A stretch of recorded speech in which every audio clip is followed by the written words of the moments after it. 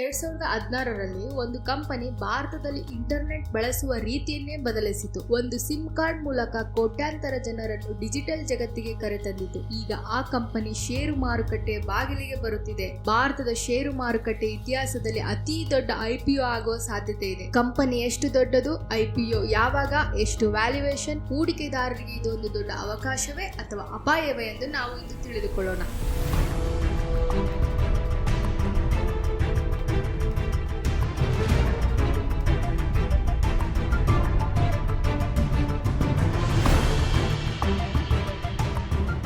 Reliance industries limited ನ digital ವಿಭಾಗ ರಿಲಯನ್ಸ್ ಜಿಯೋ ಆಗಿದೆ. 2016ರಲ್ಲಿ ಆರಂಭವಾದ ಜಿಯೋ ಉಚಿತ ವಾಯ್ಸ್ ಕಾಲಿಂಗ್, ಕಡಿಮೆ ದರದ data, 4G revolution, digital payments, OTT, broadband, enterprise services ಹೀಗೆ ಇವುಗಳ ಮೂಲಕ ಭಾರತದ ಟೆಲಿಕಾಂ ಕ್ಷೇತ್ರವನ್ನು ಸಂಪೂರ್ಣವಾಗಿ ಬದಲಿಸಿತು. ಇಂದು ಜಿಯೋಗೆ ಸುಮಾರು 50 ಕೋಟಿಗೂ ಹೆಚ್ಚು ಬಳಕೆದಾರರು ಇದ್ದಾರೆ ಮತ್ತು ಇದು ಭಾರತದ ಅತಿ ದೊಡ್ಡ ಟೆಲಿಕಾಂ ಆಪರೇಟರ್ಗಳಲ್ಲಿ ಒಂದಾಗಿದೆ. ಹಾಗೆ ಈ ಕಂಪನಿ ಕೇವಲ ಟೆಲಿಕಾಂ ಕಂಪನಿ ಅಲ್ಲದೆ ಇದು ಭಾರತದ ಡಿಜಿಟಲ್ ಫ್ಯೂಚರ್ಗೆ ಬಾಗಿಲು ತೆರೆದು ಒಂದು ದೊಡ್ಡ ಎಕೋಸಿಸ್ಟಮ್ ಆಗಿ ನಿಂತಿದೆ. ಈಗ ಅದೇ ಜಿಯೋ ಮೊದಲ ಬಾರಿಗೆ ಷೇರು ಮಾರುಕಟ್ಟೆ ಬಾಗಿಲು ತಟ್ಟಲು ಸಿದ್ಧವಾಗಿದೆ.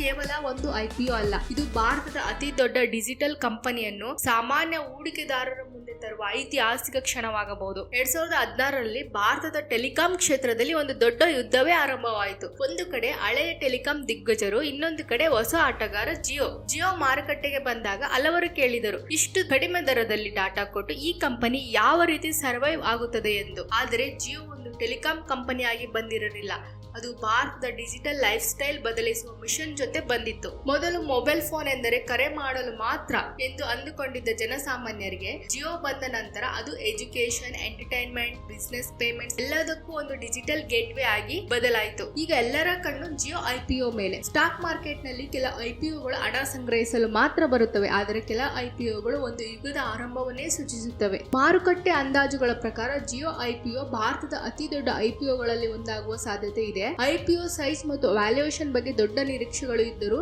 ಅಂತಿಮ ವಿವರಗಳು ಅಧಿಕೃತ ಫೈಲಿಂಗ್ ಮತ್ತು IPO ಅನೌನ್ಸ್ಮೆಂಟ್ ಆದ ನಂತರ ಸ್ಪಷ್ಟವಾಗುತ್ತವೆ. ರಿಲಯನ್ಸ್ ಜಿಯೋದ ಪಾಸಿಟಿವ್ ಪಾಯಿಂಟ್ಸ್ ಅನ್ನು ನೋಡುವುದಾದರೆ, ಭಾರತದ ಅತಿ ದೊಡ್ಡ ಡಿಜಿಟಲ್ ಕಸ್ಟಮರ್ ಬೇಸ್ ಅನ್ನು ಹೊಂದಿದೆ. ಒಂದು ಕಂಪನಿಯ ದೊಡ್ಡ ಅಸೆಟ್ ಯಾವುದು ಗೊತ್ತಾ?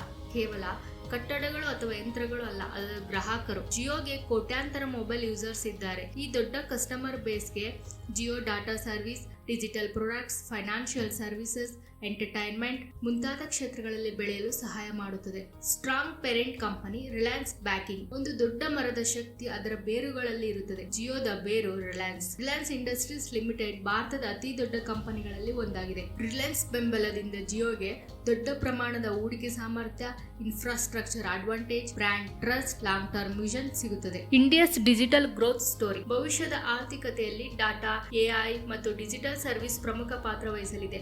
ಭಾರತದಲ್ಲಿ ಸ್ಮಾರ್ಟ್ ಫೋನ್ ಬಳಕೆ ಹೆಚ್ಚುತ್ತದೆ, ಇಂಟರ್ನೆಟ್ ಕನ್ಸಂಪ್ಷನ್ ಹೆಚ್ಚುತ್ತಿದೆ, ಡಿಜಿಟಲ್ ಪೇಮೆಂಟ್ಸ್ ಬೆಳೆಯುತ್ತಿದೆ. ಈ ಗ್ರೋತ್ ಸ್ಟೋರಿಯಲ್ಲಿ ಜಿಯೋ ಪ್ರಮುಖ ಪ್ಲೇಯರ್ ಆಗಿ ನಿಂತಿದೆ. Telecom market leadership. ಜಿಯೋ ಭಾರತದ ಟೆಲಿಕಾಂ ಕ್ಷೇತ್ರದಲ್ಲಿ ಪ್ರಮುಖ ಸ್ಥಾನದಲ್ಲಿದ್ದು, ಅದರ ಬಲ ಎಂದರೆ ದೊಡ್ಡ network coverage, 5G expansion, affordable data strategy, large user ecosystem. ಮಾರುಕಟ್ಟೆಯಲ್ಲಿ ಮೊದಲ ಸ್ಥಾನ ಪಡೆಯುವುದು ಕಷ್ಟ, ಅದನ್ನು ಉಳಿಸಿಕೊಳ್ಳುವುದು ಇನ್ನೂ ಕಷ್ಟ. ಜಿಯೋ ಅದಕ್ಕಾಗಿ ನಿರಂತರ ಹೂಡಿಕೆಯನ್ನು ಮಾಡುತ್ತಾ ಬರುತ್ತಿದೆ. Global investors confidence.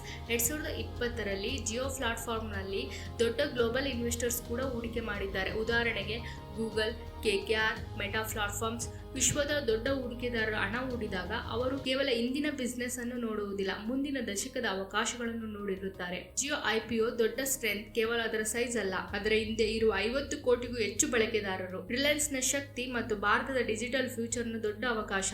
ಆದರೆ ದೊಡ್ಡ ಅವಕಾಶದ ಜೊತೆಗೆ ವ್ಯಾಲ್ಯೂಯೇಷನ್ ಕೂಡ ಮುಖ್ಯ, ಏಕೆಂದರೆ ಷೇರು ಮಾರುಕಟ್ಟೆಯಲ್ಲಿ ಉತ್ತಮ ಕಂಪನಿಯನ್ನು ಸರಿಯಾದ ಬೆಲೆಗೆ ಖರೀದಿಸುವುದು ಯಶಸ್ವಿನ ಮೊದಲ ಹೆಜ್ಜೆ. ಆದರೆ ಷೇರು ಮಾರುಕಟ್ಟೆಯಲ್ಲಿ ಕಥೆಗಳು ಆಕರ್ಷಿಸುತ್ತವೆ, ಆದರೆ ನಂಬರ್ಸ್ ಮಾತ್ರ ಅಂತಿಮ ತೀರ್ಪು ಕೊಡುತ್ತವೆ. ಜಿಯೋ IPO ಯಶಸ್ಸು ಕೇವಲ ಒಂದು ಕಂಪನಿಯ ಗೆಲುವಲ್ಲ, ಇದು ಭಾರತದ ಡಿಜಿಟಲ್ ಡ್ರೀಮ್ ಎಷ್ಟು ದೂರ ಬಂದಿದೆ ಎನ್ನುವುದರ ಒಂದು ದೊಡ್ಡ ನಿರೀಕ್ಷೆಯಾಗಿದೆ. ನೀವು ಕೂಡ ಜಿಯೋ IPO ನಿರೀಕ್ಷೆಯಲ್ಲಿದ್ದೀರಾ? ಹಾಗಾದರೆ ಕಮೆಂಟ್ ಮಾಡಿ.